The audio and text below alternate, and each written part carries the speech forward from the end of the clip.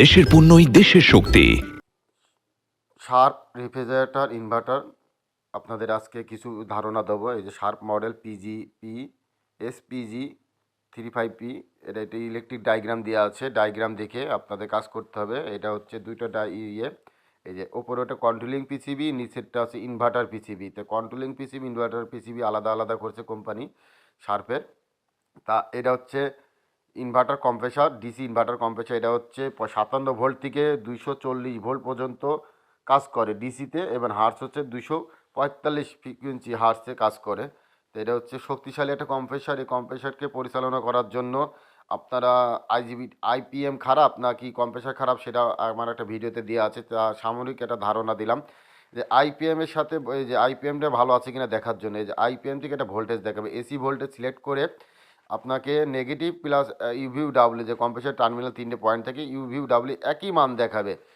AC voltage 85, কারণ এটা হচ্ছে আপনার কাজ করছে ডিসি ভোল্টেজ। ডিসি ভোল্টেজে ফ্রিকোয়েন্সি মানটা দেখানো যায় না, কারণ ফ্রিকোয়েন্সি হার্সের সাথে সাথে ভোল্টেজে পরিবর্তন হয়েছে, সেই ক্ষেত্রে আপনার ভোল্টেজ দেখাচ্ছে না। তা আপনার একই মান দেখালেই মনে করবেন আইপিএম আইসি ঠিক আছে, কিন্তু কম্প্রেসার কোনো প্রবলেম হতে পারে, মেকানিক্যাল বা কোনো আদার্স কোনো প্রবলেম হতে পারে। সেই জন্য আইপিএম ভালো আছে কি না ডিসি এসি ভোল্টেজে সিলেক্ট করে ইভিউ ডাব্লিউ তিনটে একই মান দেখাবে, কারণ থ্রি ফেজের মান সবসময় একই দেখাবে।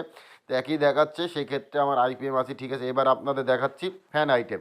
এই ফ্যানটা হচ্ছে কুলিং ফ্যান। ফ্যানটা হচ্ছে আপনার 15 ভোল্টে কাজ করে, ডিসি 15 ভোল্টে কাজ করে। এর হচ্ছে 4টা তার, রেড, ব্ল্যাক, ইয়েলো, সাদা।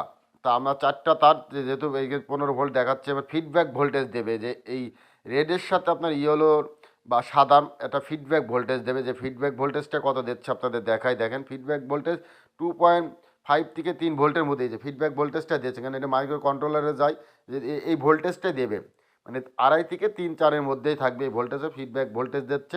তাহলে আমার ফ্যান ঠিক আছে। আর রেডের সাথে এই ব্ল্যাকের সাথে আপনি ওইগুন যদি ধরেন নিউট্রালের সাথে, তাহলে আপনার 12 ভোল্ট দেখাবে। মানে রেডের ব্ল্যাকের সাথে যদি সাদা ইয়েলো দেখেন 12 পয়েন্ট সামথিং 13 ভোল্টের কাছাকাছি দেখাবে। এইটা মোটর চেক করার নিয়ম। এবার আপনাদের দেখাবো, দেখেন সেন্সরগুলো।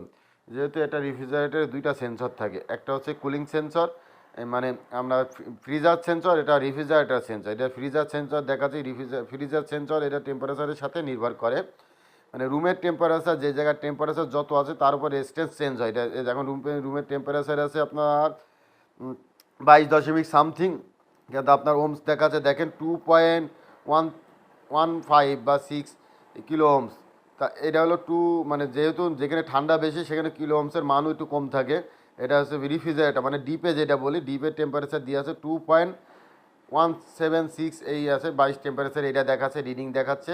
এই রিডিং অনুযায়ী আপনার এটা 5 ভোল্টে কাজ করে, যেহেতু মাইক্রো কন্ট্রোলার রেজিস্ট্যান্স একটা দেয়, রেজিস্ট্যান্সের সাথে সাথে আপনার ফ্রিকোয়েন্সি হার্ট সব কিছু পরিবর্তন হয় সে মানে কম্প্রেসারে।